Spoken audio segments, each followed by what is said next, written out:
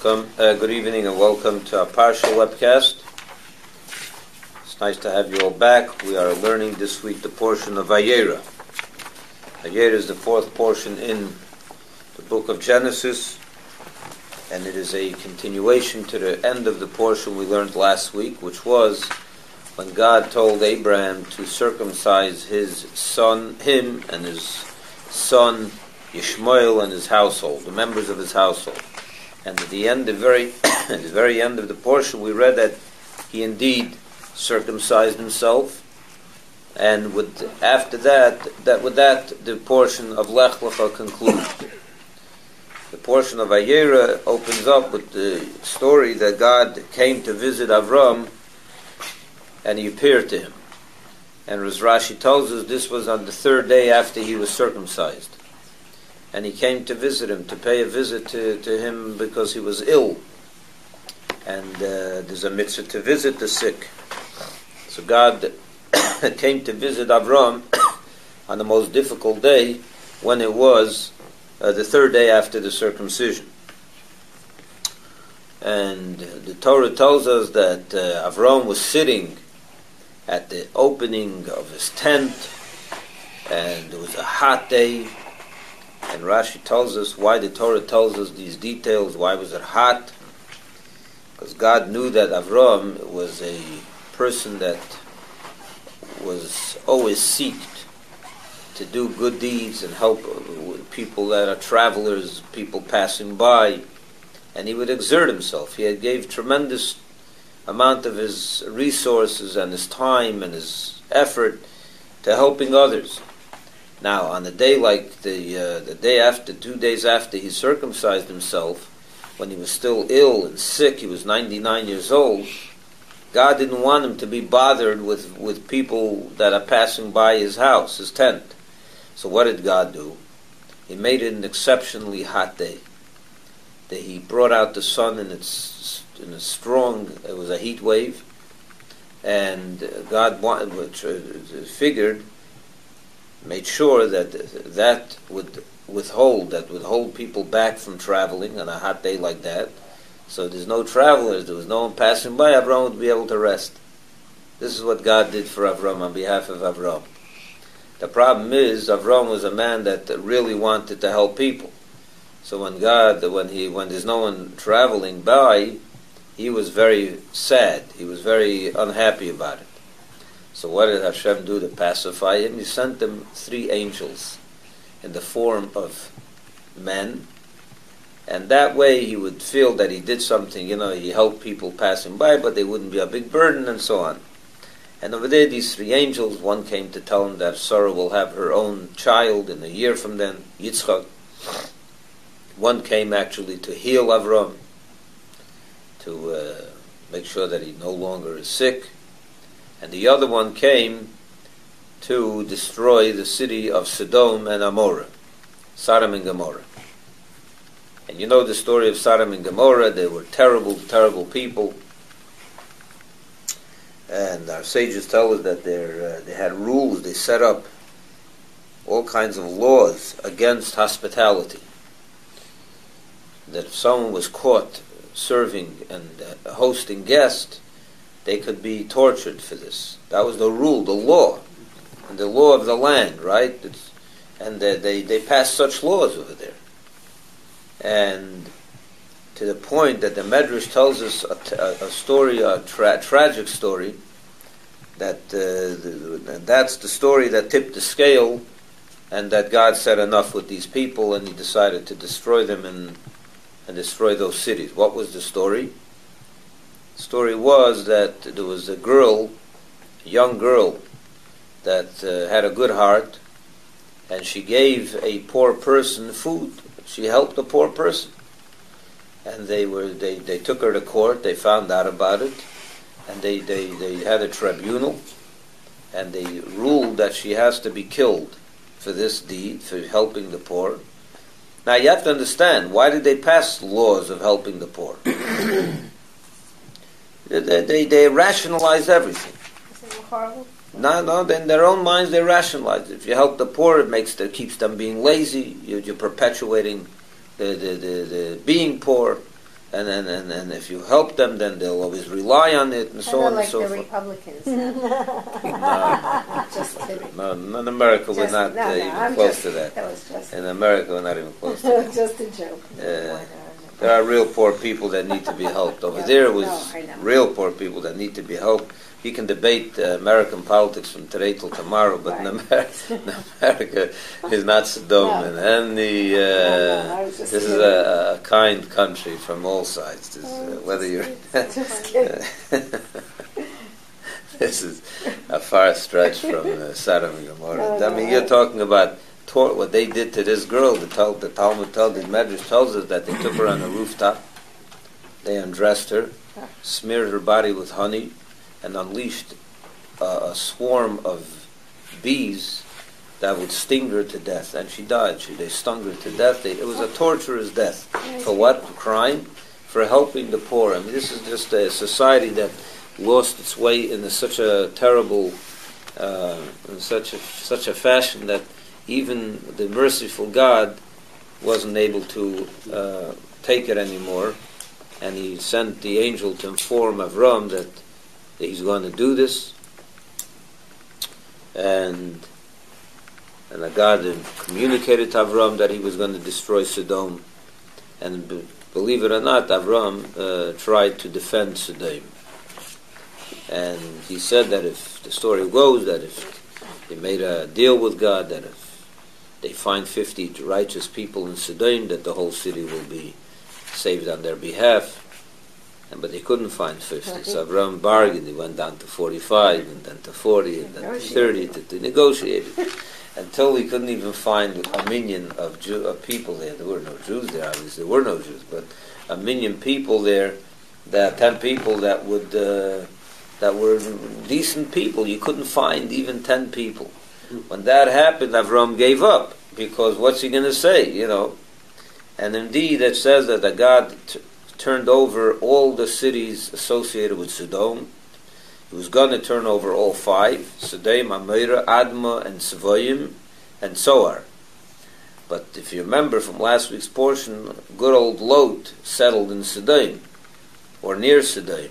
And Lot was a nephew of Avraham, so God had mercy on Lot on behalf of Avraham. So Lot begged with the angel that the story goes the angels came to his house in Sodom. So the Sodomites they surrounded the house. They wanted to rape him. They thought it was a regular person. They wanted to have relations with this person, homosexual relations. It was just a decrepit. It was a terrible, depraved. Society. And of course, the angels protected Lot, and they told him that this place is going to be destroyed, and that he should leave the city. And he does. But he asked them to please spare the city of one of those 5 cities, the city of Zoar. He said because Zoar is built the last of the cities of Sodom. It came later, and they didn't sin yet so much, so you can maybe spare them. And they did. On behalf of Lot, the city of Zoar was spared. And one of the strangest biblical stories of the Bible appears now. That is that the angels told Sodom and his wife, told Lot and his wife not to look at the cities when they are destroyed, because when you're not really such a big tzaddik and you're also deserving of the same punishment, it's just that you have a merit that you're the nephew of Avraham, so you shouldn't really look to see how they're being destroyed. And she couldn't hold herself back, and she looked back, and the Talmud, the Torah says that she turned into a pillar of salt, which is a very interesting episode. To make the long story short, after that, Avraham, Lot, they saw that the whole Sodom and everything is being turned over, and him and his 2 daughters, his sons-in-law, didn't even leave. They thought he was joking. They thought he was out of his mind when he told his sons-in-law, "We got to get out because God is going to destroy the city." That's how ridiculous it sounded to them that they didn't leave, and they perished in the destruction. But him and his 2 daughters did leave. And now comes another unbelievable story in that they were in a cave, and the two daughters, the older and the younger, came up with a plan, which was that they will sleep with their father and bring about children through him. And they gave him wine, and he got drunk, and they did this. And one night the older one, and then the second night the younger one. You never heard the story? It's in the portion. Sure. It's right here. They thought that was the end of the world. And they were the only people. Wait a minute. What happened was they both became pregnant, and they both gave birth to two sons. One was Ammon and one was Moab, or Moab and Ammon. And the Talmud, the sages tell us that when you read the story, you think that what kind of sick behavior this was. I mean, the daughters that made their father drunk. But the Talmud, the sages look at the daughters of Lot in a more positive eye than you would expect. They explain that they had the memory of the flood in their mind. They weren't by the flood, but they heard about it. It was still fresh, just a couple of 100 years earlier, and a few 100 years earlier. And they were convinced that with the city of Sodom, there was no television, of course, and there was no email or anything. Now, naturally, there was no communication. So when they saw Sodom and Gomorrah being destroyed, they thought a flood destroyed the whole world, and there's no one left. They thought that they are the only people left in this world. So they felt that they had no choice but, like Adam and Eve and their children, they married their own sisters. Right. And they were the only females, and he was the only male. Right. So they felt that for Hashem's sake, they have to perpetuate the human race, and that's the way they figured they would do it. And they did that. So it's not like, we see it as a very terrible thing, but the Gemara says that they meant it l'shem shamayim. They meant it for the sake of heaven. So they weren't such terrible girls, they weren't so bad. And believe it or not, out of this Moav comes Ruth. Right. Of course, she was a Moabite. Right. And out of Ruth comes David. Right. And out of David comes Mashiach. Right. So here's another strange relationship in the Torah that brings about Mashiach. We were talking about it Sunday, if you remember. That was that way here. The next story is back to the story of Avraham and Sarah. Avraham and Sarah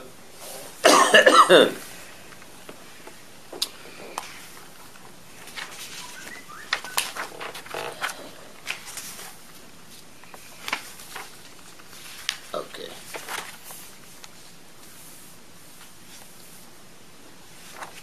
Again, an interesting episode when Avraham traveled to the south, to the Philistines. Over there was a man by the name of Avimelech. And Avimelech was the city of Gomorrah, which is part of Philistine. And the same thing that happened with Pharaoh. The last portion where they abducted Sarah, and Avraham, suspecting that would happen, begged her to please say that she is his sister, instead of saying that it's his wife. So the same thing happens over here.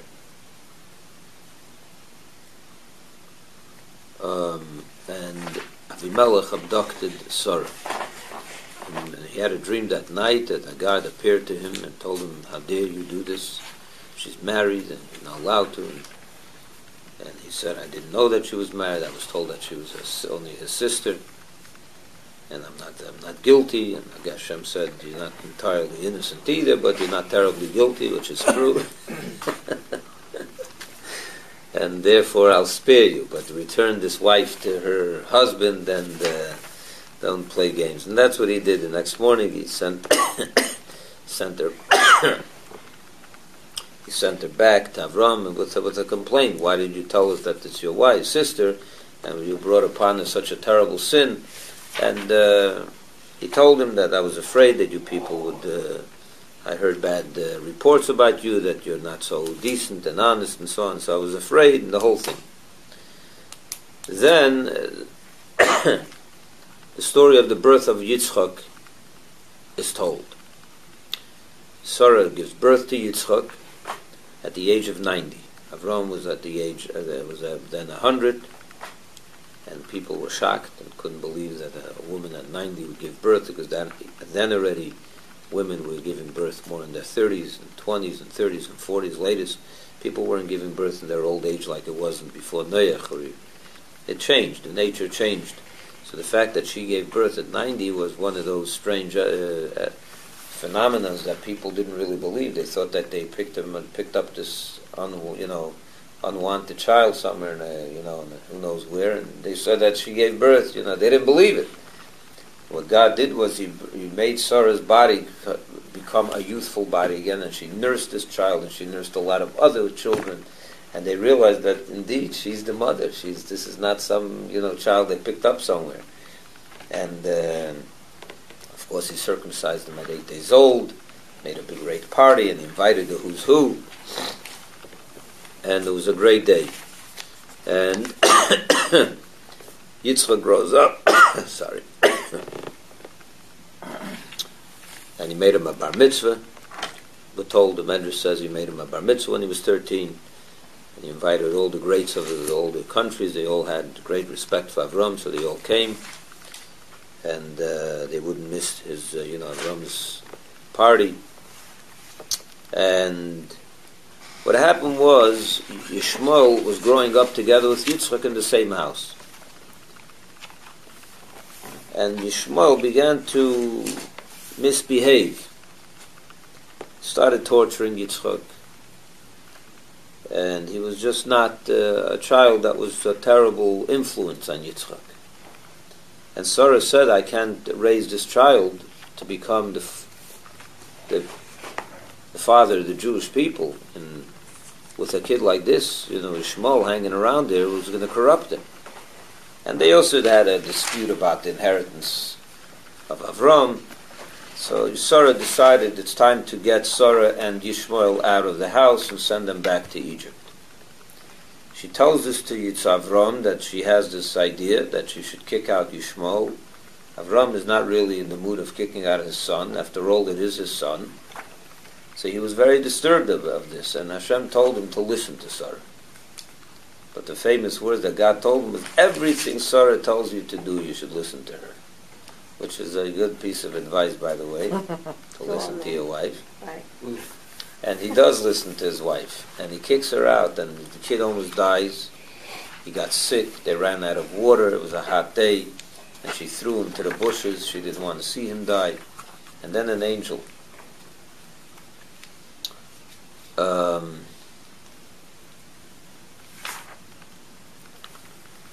appears to her and says, don't worry about it. He's going to survive. And suddenly water appeared, and she gave him to drink. She brought him back to life, and they went back to Egypt. And they lived in Egypt. Well, two more stories in this portion. One is that Avraham finally made a covenant with Avimelech that they would live in peace. And the next story is the famous story of the Akkada. The Akkada is the story of the sacrifice of Isaac. And that is that when Yitzchak was 37 years old, Avraham gets a wake-up call from God. God appears to him and tells him, Avraham, please. And I want to read this to you, because this is what we're going to be zeroed in on tonight. If you'll turn in your chumash that I gave you, you pass me this chumash, please. Thank you. The Akkada appears on page 97.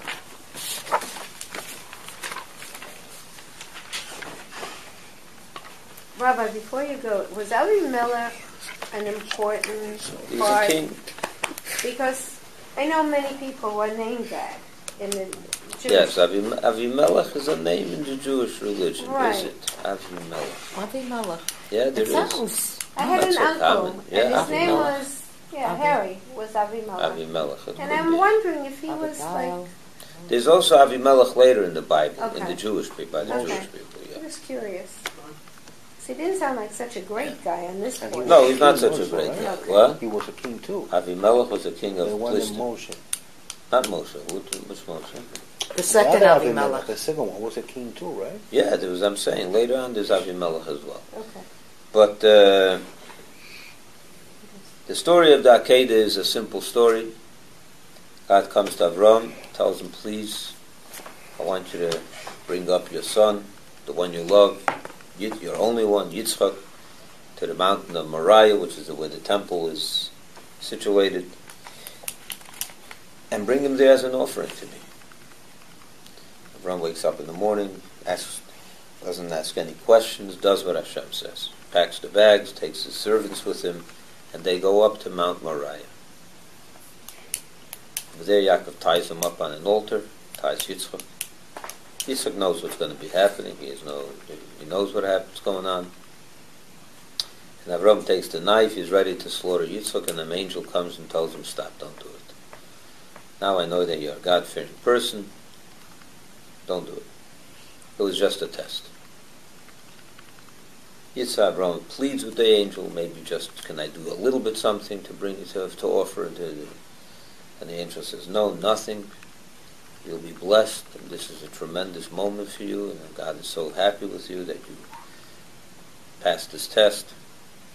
And he comes back he finds a ram stuck in the bushes, and he realizes that ram is there to be brought as an offering in Yitzchak's stead.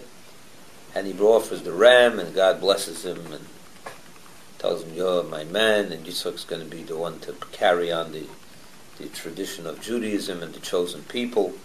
And with that, the portion ends with one more story there, that Avram's niece was born, and her name was Rivka. That's how the portion ends. Because Rivka later, in the next portion, will be getting married to Yitzchak. So that's the story of Vayeira. So after this synopsis, I want to discuss with you tonight the story of the Akkada. The Akkada is a phenomenal story. Can I ask one question? Yeah, sure. And you can ask any question. Did I mishear you that you said Yitzchak was 37 at the Akkada? Yeah. He's obviously a full-grown man. Certainly not a boy. Who said he was a boy? The whole Chumash says he was a boy, the lad. A lad is not a man. Well, it's like Binyamin, Yaakov's son. You know the story of Binyamin, that he didn't want to send him to Egypt with his brothers. Benjamin. Right. He was a man. He was a man with 10 children. He was just a man. He was the father of 10 sons. And the Torah continues to call him lad many, many times. Because he was the youngest? He wasn't the youngest. He was in his 30s. He was the youngest of the but still, I mean, he's not. It gives the impression that he's like a dependent child. 14, He's under the control of Yaakov. I mean, that's... Over here, too, it says... calls him the Nar. You're right. I don't know why. Nar doesn't... I guess it doesn't mean young in years. Because he was 37. There's no debate about that. That's a definite. How do we know he was 37? Because his mother died when he was when she heard about it. She had a heart attack and she died. And she was how old? She was 127. That the Torah tells us. Okay. And the Torah also tells us that the she math. was 90 when he was born. Okay, right. So he's 37. Right. Okay. Interesting. Maybe it didn't mean the same. I don't know. I was confused about that. It I does thought appear Means to was me. like 3 People years think he was a little old, boy, 5 years old. His father Ishmael didn't. was 13. He wasn't 5. He was a big man. He was an old man. Not old, but he was an adult. Okay. Thank you. Let's read this story, the first few verses of the Akkada. It's on page 97. After these events, God tested Avraham. Abraham, he said, yes, take your son,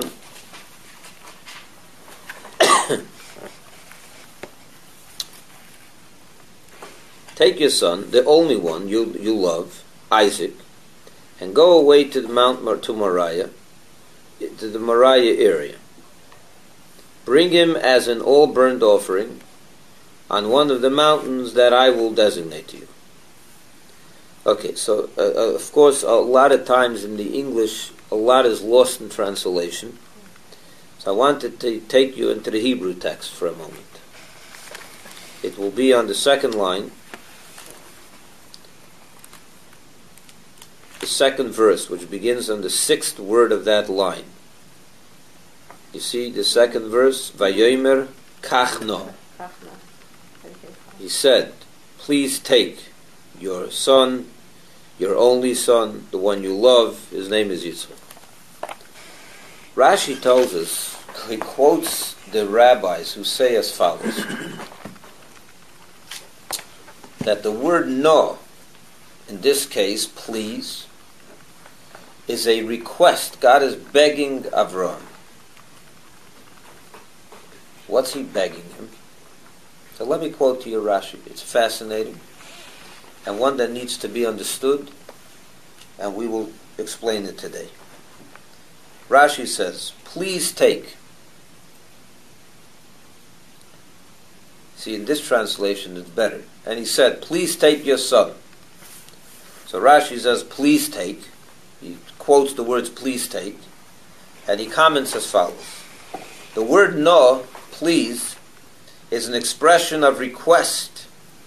In this context, God said to Abraham, by using this word, please, he said like this, I request of you, I beg you, stand firm for me in this trial. Pass this test, please. I'm begging you, don't mess this one up. Because if you do, God forbid, they will say that the first trials were not substantial.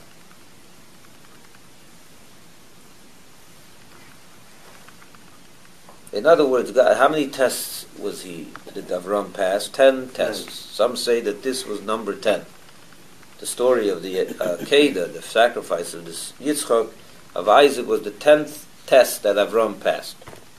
So God tells him, Avraham, please, I'm begging you, pass this one, because if you don't, the people around will say that the 9 tests that you did pass are nothing. They're inconsequential. Not substantial. Now, this is a mind-boggling Rashi, or statement of the rabbis, of the Medrash. Why? First of all, let's even say that Avraham doesn't pass this test. He fails. Does that mean that the early ones are nothing? In the eyes of... Do you know what the early tests were? Do you know what the 9 tests were? The fire. He was thrown into a fire. Not by force. No, he walked into it. He didn't walk into it. I mean, Avraham didn't walk into he it. agreed No. to it. He didn't agree to it. He didn't agree to it. But He absolutely didn't but agree he to survived. it. He survived it. What happened was, he was given a choice. Right, Either give up your faith in God and stop telling everyone That's that what you I- believe in yeah. God, or we kill you. right. And they put a fire. They made a furnace. That was a pretty big And test. they told him, it's a very big test. So let's even say this was a hard. Let's say that the Akkada was the hardest test. It probably was. To sacrifice your son is a very, very difficult test. But it's still... So on the contrary, let's say he fails that test. Are people going to say that the other tests meant nothing? What kind of a statement is this? If I were to look at this story of Avraham, and I heard that he didn't pass this test, I would probably say, you know why he didn't pass this test? It was the most difficult. It's because you're a God-bearing person. But all his other tests are nothing. There are something. I'll give you an example. You hear about a Jew today, or any person, who was tested. God tested him with the mitzvah of Shabbos. The guy is unemployed, and he's looking for a job for months, and suddenly 3 good jobs come his way, but they're all six figures, but they all condition that he must work on Shabbos. And this person gives up these 3 offers. He says, I'm not working on Shabbos. And the very next month he doesn't have money for rent, and he doesn't have money for tuition, he doesn't have money for anything. And he's struggling, he's borrowing, and he's falling into debt not to work on Shabbos. This is an impressive person, right? And then he passes another test of some sort. And another test, and he passes each one. But then an insurmountable challenge comes his way. And he buckles, he crumbles. He can't pass it. He messed up, he failed. The last test he failed. What are you going to say? His first tests are nothing? How cruel. Why would you say that? There are people that would do that. I know people. Well, but Hashem is not. If Hashem is saying, please pass this test, because if not, people will say that these are nothing, it means that they probably have a point. That's why God is saying it. Otherwise, he wouldn't. God's worried about every time Dick and Harry says about Avraham. No, the point is that if they would say it, and Avraham, and therefore God is worried that they'll say it, it means that there's some legitimacy to their statement. In other words, God agrees with them that if you don't follow me on this test, it means that the others are inconsequential. Why? Because you can't have faith. It's not a half faith. I gave you an example. The guy he gave up a $100,000 job for Shabbos. You can say that's nothing because he didn't pass the next test. That's not true. Why is it nothing? He passed the test. So now he couldn't pass the test with something more, even more, whatever. He found $1 million in the middle of the street. And it was a Tuesday morning. And he had a suspicion that fell out of someone's purse. And he could have taken it back to that person. But he said, it's $1 million, I'm keeping it. So it's I'm sorry. It's also a test. A big test. $1 million test. That's not small. So he didn't know he couldn't overcome that test. Does it mean that his prior tests were nothing? It's not. Doesn't mean that. It means that over here he failed. But over there he didn't fail. You don't discount someone's whole past because one time he did something wrong. Do you? Well, I don't think so. Today in society you do. Especially if you're in politics. But faith, true faith in Hashem, I mean, obviously, the way that you explained it, that Hashem felt that there's a valid point there is to a valid their point. argument. So that's the question. So it's got to be. Why is there a valid point? Because it's got to be faith. Faith. That's not what it is. No? Okay. Well. I'll tell you what it is.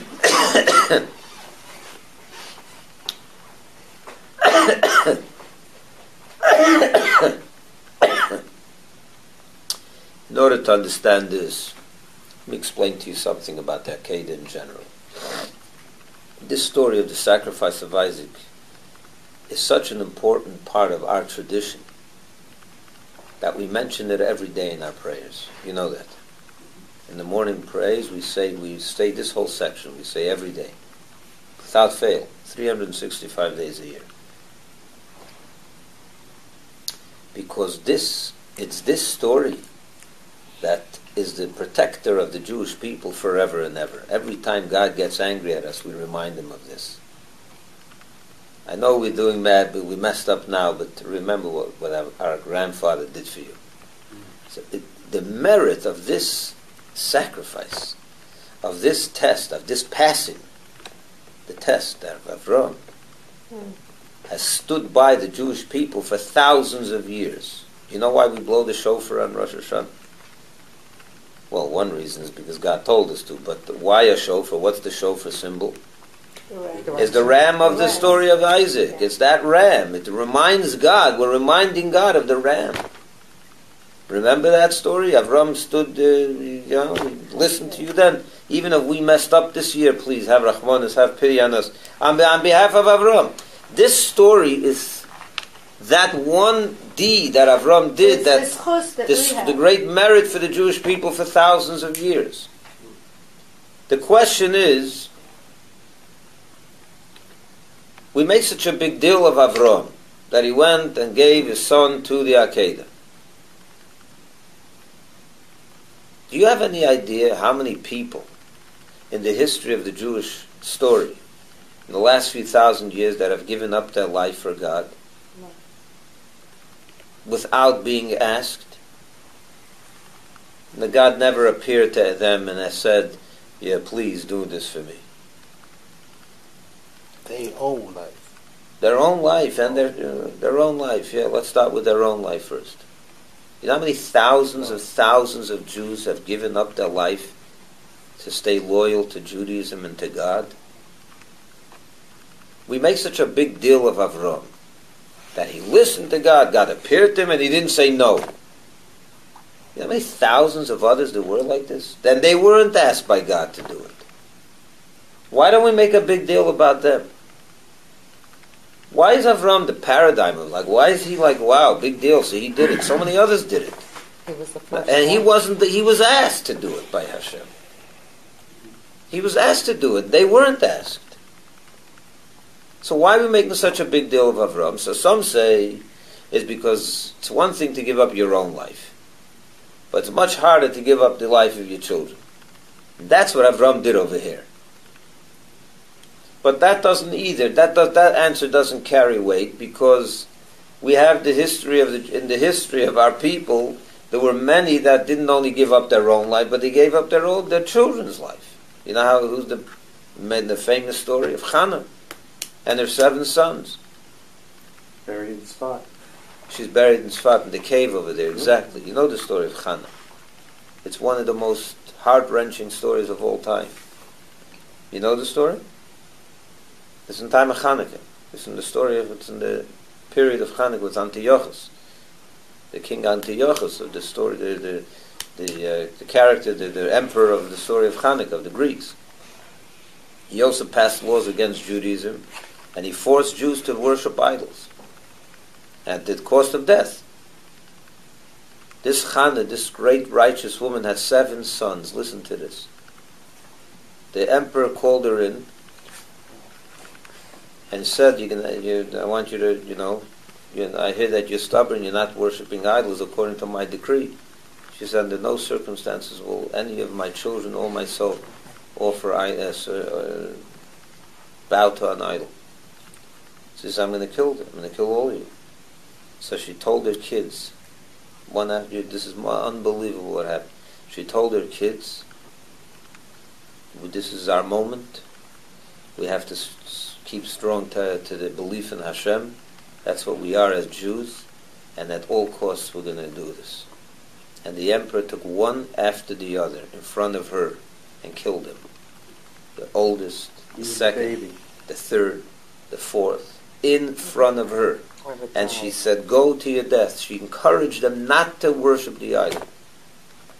And it came to the 7th one, the emperor himself already couldn't take it. He was going crazy already. And he really didn't want to kill this last child. So what did he do? He came up with a scheme that he tried to find a way where the kid won't defy him, but he won't See, he threw down his ring. He had a ring, and he threw it on the floor. Now, Antiochus always had an idol, an image on him. So he dropped his ring, and he told the little kid, a few years old, it wasn't a 20-year-old, a kid, 4 years old, 3 years old, pick up the ring. He had in mind that he would kneel down to pick it up, and he worshipped, he bowed to the idol. That was Ami.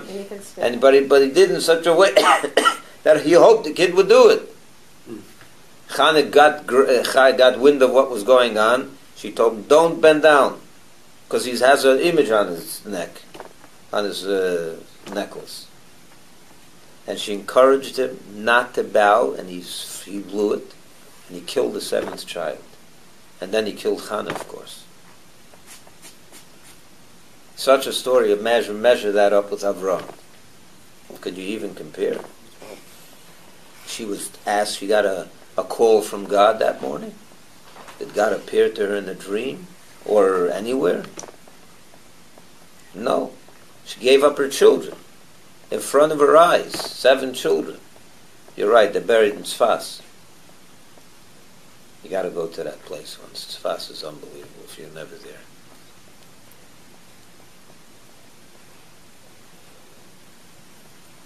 So you tell me, should we be praying in the morning about Avraham and Yitzchak, or should we be praying in the morning about Chana and all the other thousands? Why really? Why is this? Why are we making such a big deal of Avraham? Because God made him the sort of the father of the Jewish people, no? Yeah, no, but this story, I'm talking about this story. This is the big story of the Jewish people. That's our merit. Thousands have done it. We make such a big deal of Avraham. Avraham was asked by God, the others weren't. So there are some that say an interesting answer. That perhaps it's because Avraham, even after God asked him to do him the favor, he could have gotten out of it. It wasn't an absolute command. Why not? Because the Medrash tells us that Avraham was thinking in his mind, what's going on? He could have told God as follows. He could have ignored God's request, and later when God would tell him, why did you ignore it? He had a good answer. What was his good answer? He would have an excuse. What was the excuse? The excuse was that he would have told God, you yourself told me that this Yitzchak is going to be my heir. That through him is going to be built the Jewish people. So he had a way out. And he would be right. It's true that God told him that. So he was able to get out of it. Whereas all the Jews of the thousands of years who gave up their life, they were under a commandment to sanctify God's name when the moment comes. So the Jews of all the thousands of years that have done it, they were under an obligation. Whereas Avraham was not. It was only a request that he could have gotten out of it. So the Rebbe, what I'm telling you now is a Sicha of the Rebbe. He says that answer doesn't fly either. Why? Because two reasons. Number one, if God comes to you today and asks you, do me a favor, go to the store and buy Yankel some water. That's not a command, I'm just asking you for a favor. And you ignore him, saying, he didn't tell me, he just asked me. It's not an absolute obligation. Is that a ridiculous statement? God asks you to do something, especially if you're Avraham, the righteous Avraham. He's going to come up with excuses. He wasn't obligated, he was obligated. God asked, you do. That's not an answer. And number two, you think that all the Jews have given up their life were under an obligation to give up their life?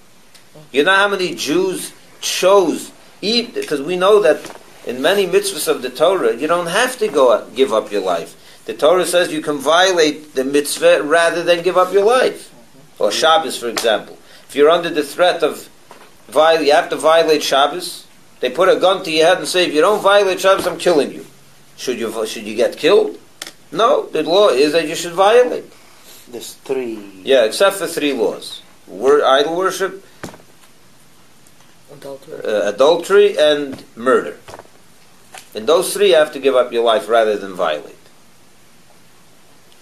But there were thousands of Jews throughout history that gave up their life even for not those three mitzvahs, where they were not obligated. So you can't tell me that the reason we're making a big deal of Avraham was because he wasn't under the obligation, because it was only a request, whereas all the other Jews throughout history were under an obligation. The mitzvah and the Torah that you should sanctify God's name. They were not under that obligation in many instances. In fact, I know from people I knew that came from Russia, that there was a whole debate whether they're allowed to give up their life in the case where you don't have to. And they had to look for all kinds of ways that you're allowed to. In other words, they did it by their own volition.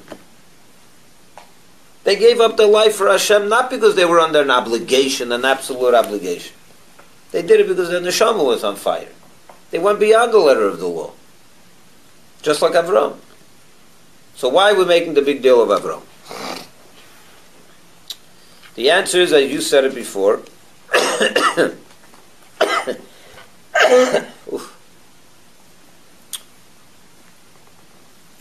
Avraham was the first. And every time, every beginning, when you start something, it's very hard. There's a special difficulty in being the first of something. Once Avraham did it, he already brought the potential for it. He brought it into our world. He brought it, he made it a reality. And now everyone has the potential for self-sacrifice. So when we have to exert the strength, the inner strength, to give up our life for God, for our faith, we only have to bring it from the potential into the actual, to reveal that potential. But the potential is there already. So it's easier.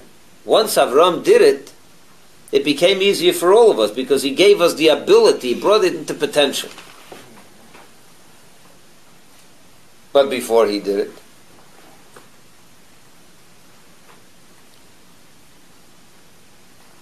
it wasn't so simple. It was very difficult. But here comes another question. This goes back and forth. This makes it sound like the Akkada was the first time anyone in the world gave up his life for God. It's not true. Even Avraham himself, when he was by Nimrod, with that story with the furnace where they threw him into the fire, he gave his life up before the Akkada. So the Akkada was not the first time.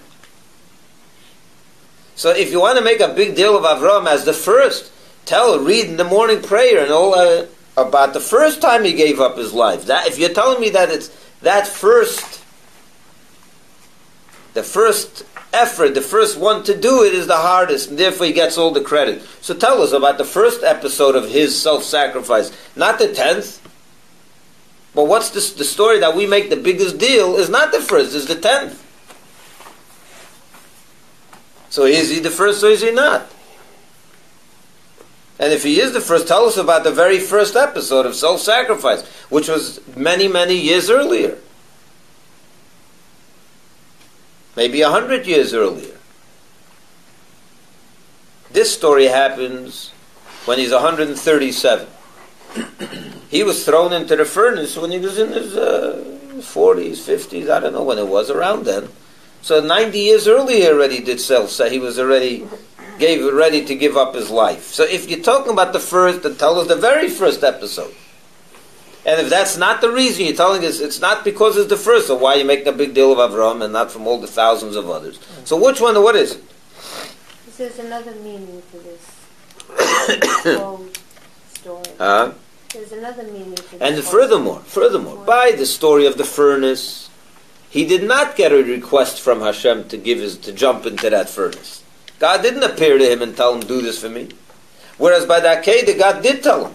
So if you want to emphasize a story of self-sacrifice by the first Jew, Avraham, the first one that did it, tell us the real heroic self-sacrifice, which was when he ran into the furnace without God requesting it of him. So why are we making a big deal of the Akkada? Because it was his son. We said there was many others that gave their sons. Chana gave 7 sons. Right, but still, if you're talking about the first... No, it isn't the first. It's not the first. It's not the first. The first would be 100 years earlier with the story of that Rukaz. was him himself. Yeah. Versus here, this was his jewel of all jewels, his son. What's the greatness of the first? The greatness of the first, we just said, was that he opened up the channel for the concept of self-sacrifice. But that was opened up 100 years before, not now. If you tell me that was his greatness, that the concept never even existed in our world, and he's the one that pushed it into our world, brought it down into our world, the concept of Mesiras Nefesh, that he didn't do by the Akkada, that he did many years earlier. So if that's the advantage, that you have to focus on that. If the advantage is the children, there's nothing unique about him. There's so many others that did 7 times that, not 1. So we have to understand why Avraham is being hero. He's the hero, and specifically in this instance of self-sacrifice with the Akkada. What is it? Must be some kind of an esoteric. So here's the answer. But before that, I want to explain to you something about self-sacrifice. What does it mean to give up your life for God? And the question is like this.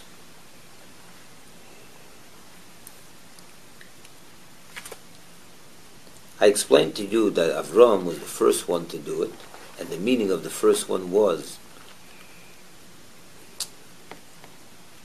before Avraham, the whole concept of giving up your life for God did not exist in our world. It wasn't part of reality. It wasn't, and no one was able to do it. It didn't exist here. Why not? What does it mean?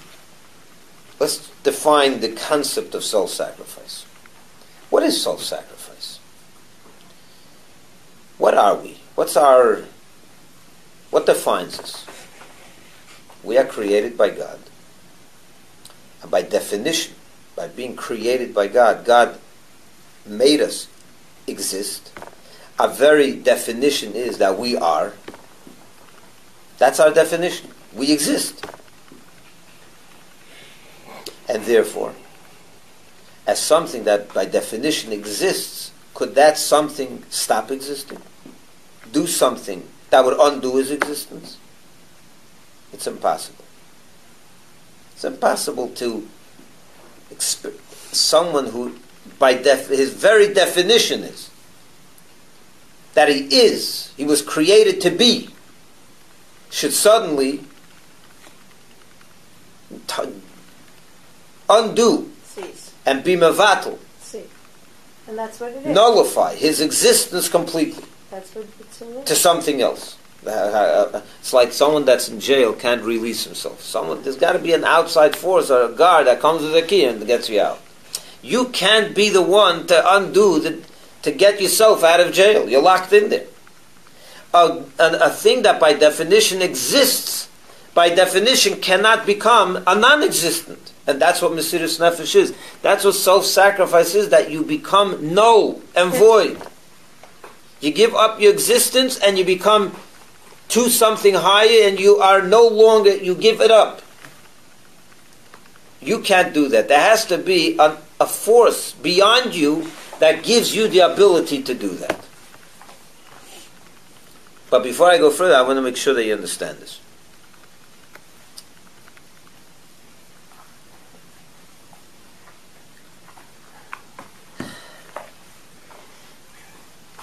Let me emphasize this for you. Let me explain.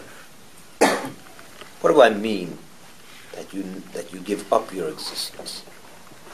That self-sacrifice means you give up your existence. The truth is that if you think about the idea of dying for God, this is not something unique to the Jewish people. There have been many non-Gentiles in the history of the world who have given up their life for their belief, for their faith. So we're not the only ones that have done it. So why do we make a big deal of Jewish self-sacrifice? There's many Gentiles that give up their life. Well, let's try to analyze, what does this mean, giving up your life? Why does a person give up his life? For something better. Either for something, what do you mean, give me an example, what do you mean by for something better? Well, I mean, let's just take some crazy sect, because they're looking for a reward in heaven, whatever let's it is. take that for a minute. So a person that gives up his life because his religious leader told him that if you do this, heaven is waiting for you and you're going to have a tremendous paradise. I'm not talking about the silliness of I'm not talking about that, the stupidities. I'm talking about when people are told that you're going to have reward in heaven, closest to God, and so on and so forth. And the person says, you know what? I'm going to do this. I'm going to give up my life for God to get heaven. Okay, so let's analyze that a minute. Did he give up his existence? No. Did this person give up his existence? No, he just chose Absolutely something. not. He enhanced his existence. Right. He gave up a smaller existence for something greater. My existence down here is, what do I have over here? A nice car, a nice house. Over there, I'm going to have real heaven. So he gave up a smaller existence for an even greater existence, to enjoy paradise more. That's not called giving up your existence at all. That's not self-sacrifice. That's self-enhancement. It's just that you're a refined individual So you realize that life here on earth is temporary and it's meaningless, and all these comforts of life are nice, but they're just time now here, tomorrow gone. The real life is in heaven. Okay, so you're a sensitive individual, so you make the choice, I'm giving this silliness up for something greater. You've hardly given up your life, your existence. You enhanced your existence. That's not self-sacrifice. The meaning of the deeper sense of self-sacrifice, which is bitul hayesh, to give up your existence, where you stop existing, not you begin to have an even greater existence. So that's number one. That kind of self-sacrifice is not considered self-nullification at all. It's self-enhancement. It's a noble thing, don't get me wrong. It's noble. I'm not downgrading it, but it's not self-sacrifice. It's not giving up yourself. You're making yourself. You're guaranteeing a greater self. Now let's talk about a different self-sacrifice. Let's talk about the communist that believed in communism, and he died for his belief. He died for communism. So he wasn't looking for a greater existence, because no one promised him anything up there. He wasn't going to be a good communist up there. He doesn't believe in up there. So it's not that he was looking for a greater existence, and maybe that is self-sacrifice. He gave up his life. And he wasn't looking for something greater, so he really did give up. But let's analyze that a minute. Why is he giving up his life? Why is he giving up his life? For an ideology. An ideology. So what is this? Why is he giving up his life for his ideology? The reason is as follows. Because, no, not because of something more, because he's not getting anything more. They're putting him in the ground. That's the end of him for communism. It's the end of communism for him. It's the end of his ideology for him. But he's going to have his name. Oh, so it could be that he's looking to be written up in the history books. So if that's your self-sacrifice, you're hardly giving up yourself. Still you're benefiting. You're benefiting. You're trying to perpetuate yourself, not give up yourself. That's called giving up yourself. That's perpetuating yourself. Let's even say someone is not going to go down in the history books. He's a nobody. They're not going to make a big deal of him. And he gives up his life for his ideology without getting into the history books, without self-perpetuation. What's wrong with that? That sounds like real self-sacrifice, but it's not. Let me tell you why. Why is he giving up his life? Because he believes in this ideal. Let's say the ideal of communism. Okay. Or freedom. Let's talk freedom. A good ideal. Give me my freedom, or what's this slogan? Right. Give me freedom or give me death. Or give me death, right. Give me liberty or give me death. That's a slogan here in America, right? Mm-hmm. I'm not going to debate if it's a good slogan, a legitimate slogan, but it's a slogan. What is the guy saying, basically? I believe in freedom. If you take away my freedom, I don't want to live. To me, that's not life. You tell her, it's like a human being. You tell a human being, I'll let you live, but you can live in a cage with snakes. That's going to be your life from now on. I'm going to put you in a zoo, and that'll be your life. A human being, a normal, healthy human being, will probably choose, I'd rather die than live in a zoo. And that's not who I am. I'm a human being. So is that called self-sacrifice? If you die for freedom?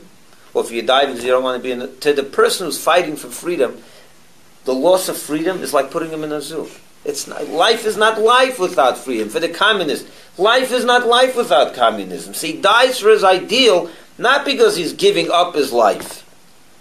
On the contrary, he doesn't see life meaningful if it's not for his ideal.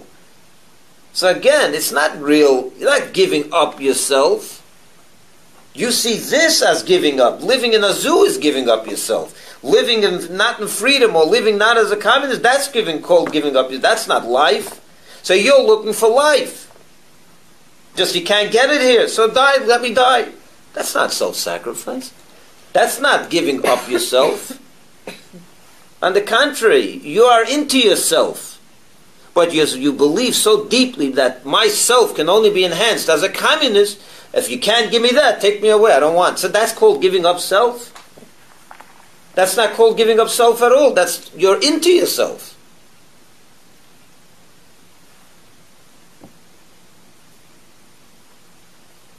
So that's none of that is Mesiras Nefesh. None of that is self-sacrifice. Not the person that's looking for heaven, and not the person that's looking for self-perpetuation for the history books to be written up. Not the person that gave up his life as ideal. This is not self-sacrifice. It's the real self-sacrifice where you where you nullify your existence, not where you enhance your existence, where you're stubborn about your existence. That's not self-sacrifice.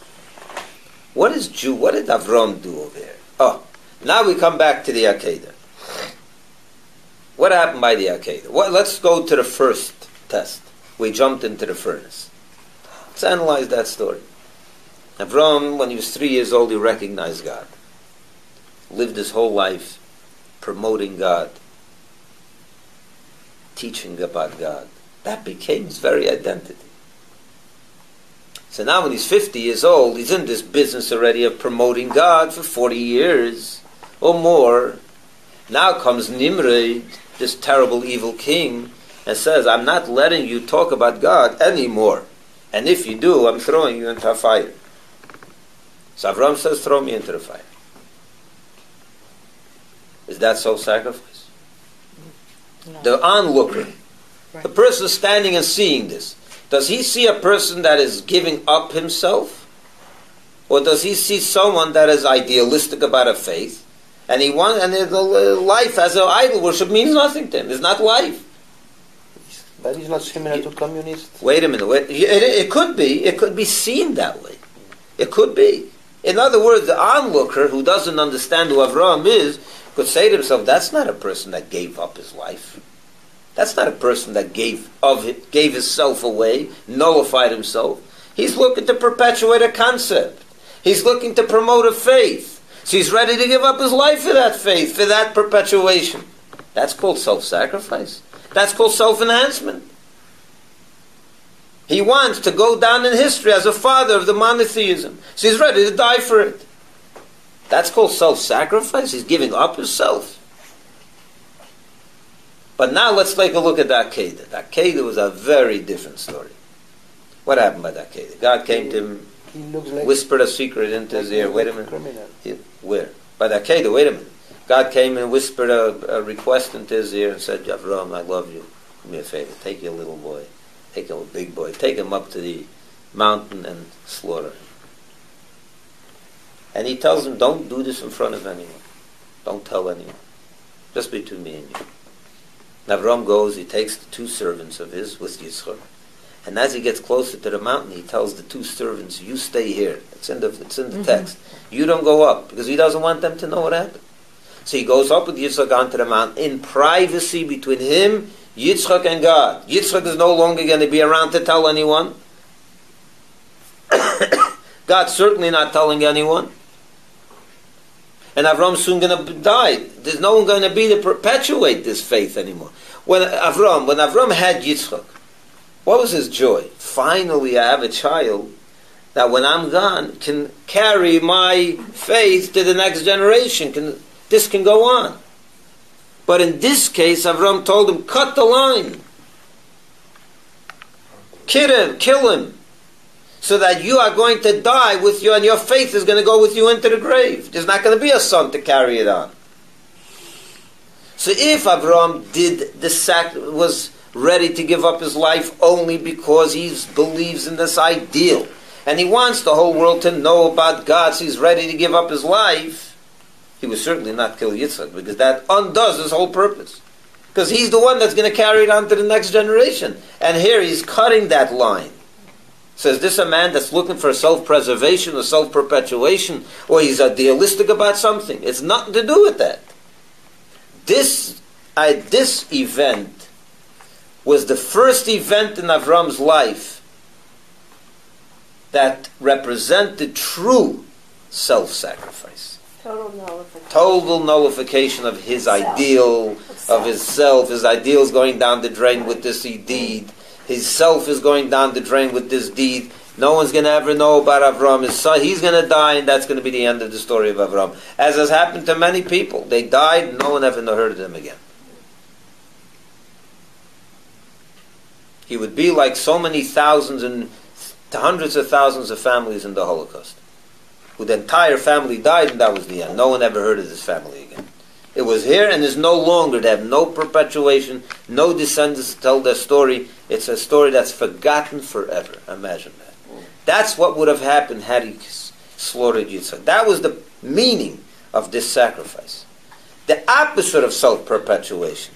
So if Avraham was only looking for self-perpetuation, he would not do this. This would be the last thing he would do. So God tells him, do me a favor, please pass this test.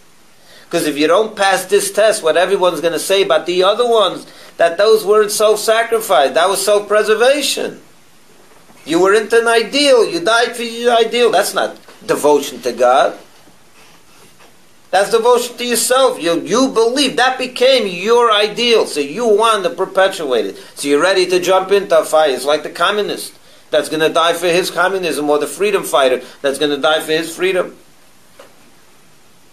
I'm not comparing the two, obviously.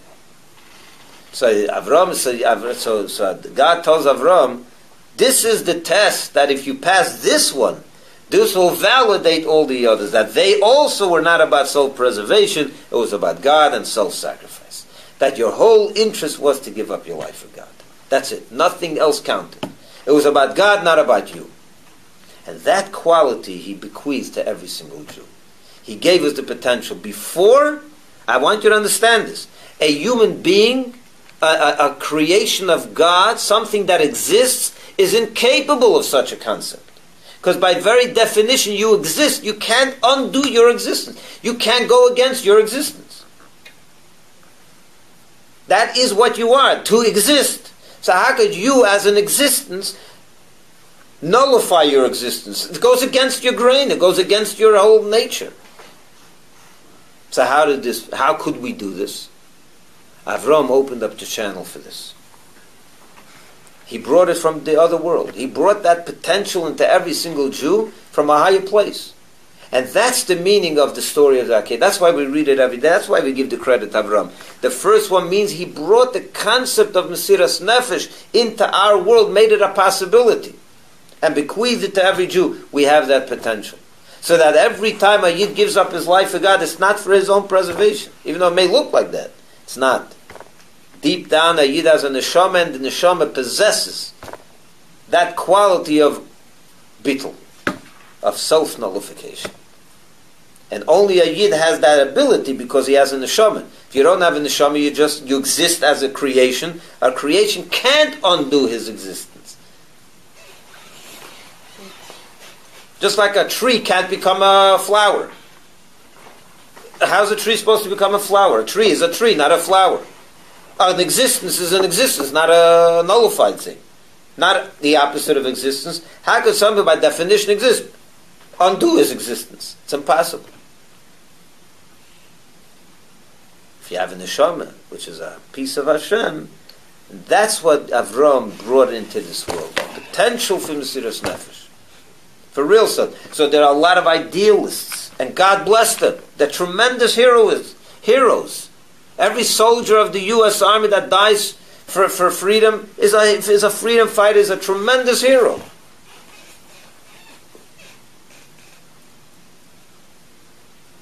But it's a fight for an ideal, which is great.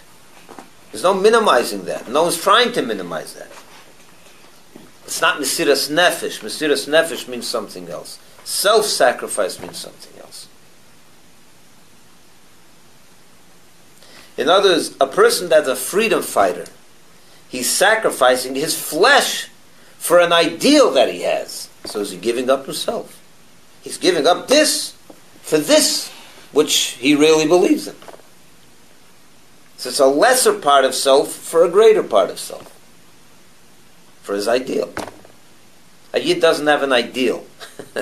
A Yid's not looking for no ideals. There's no ideals. God says it, we do it, and finished it. There's no why, doesn't understand it. He's a simple person. He doesn't know what's going on. He gives his life up for God. It's not an ideal. He may be forgotten. He doesn't care about being forgotten. God, this is what you want. That's what I do. He's not he's not an idealist. You know how many Jews in the history of the Jewish people that gave up their life, that were far from being idealists for Judaism? They were not ideal about Judaism at all. On a regular Tuesday, you can catch them doing sins, left, right, and center. They were hardly idealistic about Judaism. So the tzaddik that gives up his life for Judaism, it's also Mesiras Nefesh, because at the end of the day, every Yid that gives up his life is a real Mesiras Nefesh. But it can be construed as something other than Mesiras. He's idealistic about being Jewish. He's a tzaddik. But the person who's not such a tzaddik, not so righteous, on a regular day, he's not doing the mitzvahs the way he should. So he's not an idealist. A secular Jew who gives up his life for God. How did that happen? What does that mean? This is not about ideal. Because if it was idealistic, he wouldn't be secular. He would be religious, right? So he's not. Why would he be secular if he's idealistic? So it's not idealism. He's not going into the newspapers. He doesn't know about heaven. He doesn't care about heaven. So what are you doing giving up your life? I can't violate. I can't go against Hashem. That's it. So he's ready to give up himself for Hashem. That's the quality of a neshama. That's what we have from Avraham. That's the meaning. He was the first that opened up the channel for Mesiras Nefesh. And he gave that gift to each and every single one of us. So for us, it became easier. Chana and her 7 sons, it's unbelievable, that story. But she had the potential. All she had to do is bring the potential into the actual. Where'd she get that potential from Avraham? Avraham didn't have that potential. He broke it through. He broke it through and brought down the concept into the world. And that's, by the way, I'll just conclude this thought on a non-related issue.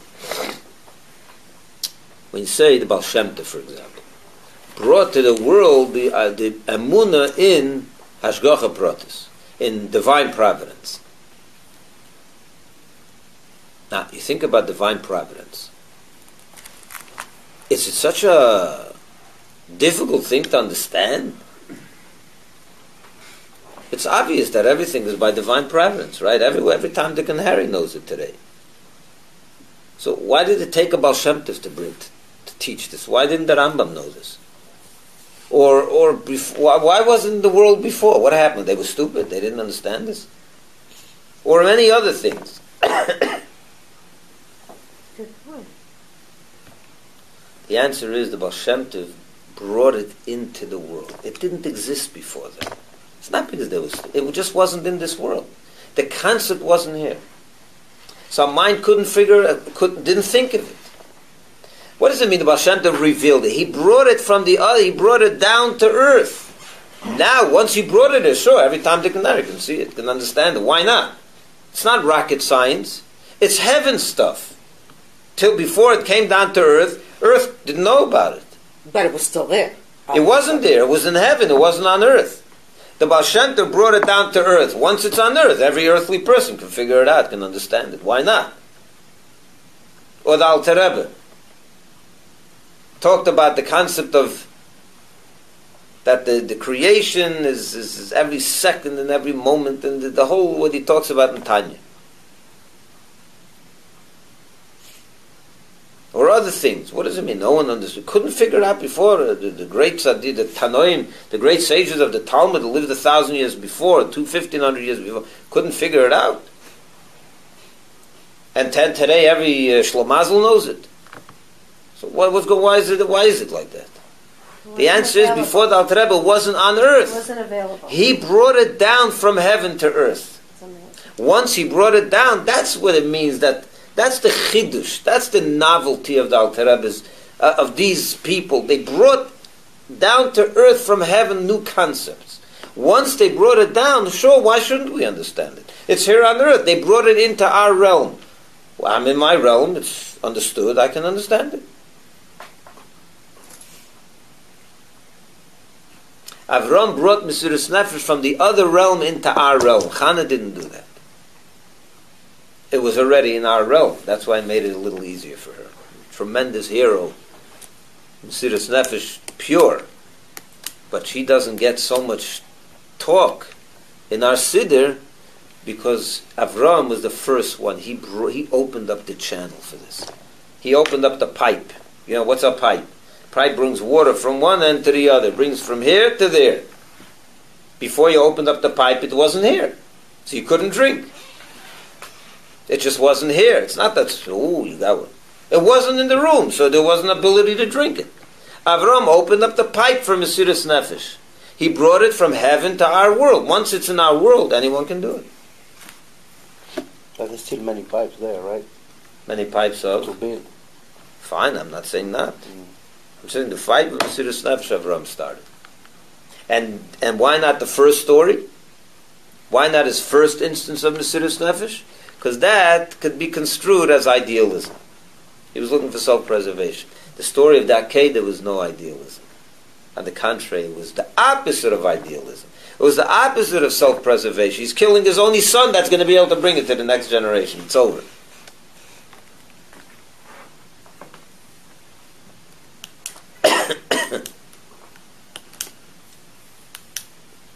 Verstehst? That's the greatness of Avraham. That's why Hashem said, please, do me a favor, this one you must pass. Because if not, the other ones will be inconsequential. No one's going to believe you ever did Mesiras Nefesh. And Rashi was the first one that... No, this is the Talmud. This is a Medrash says this. He just quotes it. And they would be inconsequential. They'd be. They wouldn't be. They wouldn't have the it would lack the magic of this of what Avraham did. They would say he was another idealist. There's many idealists. Missing idealists in this world. There's thousands and thousands, millions of idealists. Another one, Avraham, he did great deeds. He jumped into the fire. Not the first one, not the last. That's not Mesiras Nefesh. When he did the Akkada story, it validated all the others, that they also were real Mesiras Nefesh. That wasn't idealism. That was nullification of self. And before Avraham did it, a selfish existence. By definition, we exist, we're selfish. We can't become selfless. It's not possible for something that's selfish, by definition, to become selfless.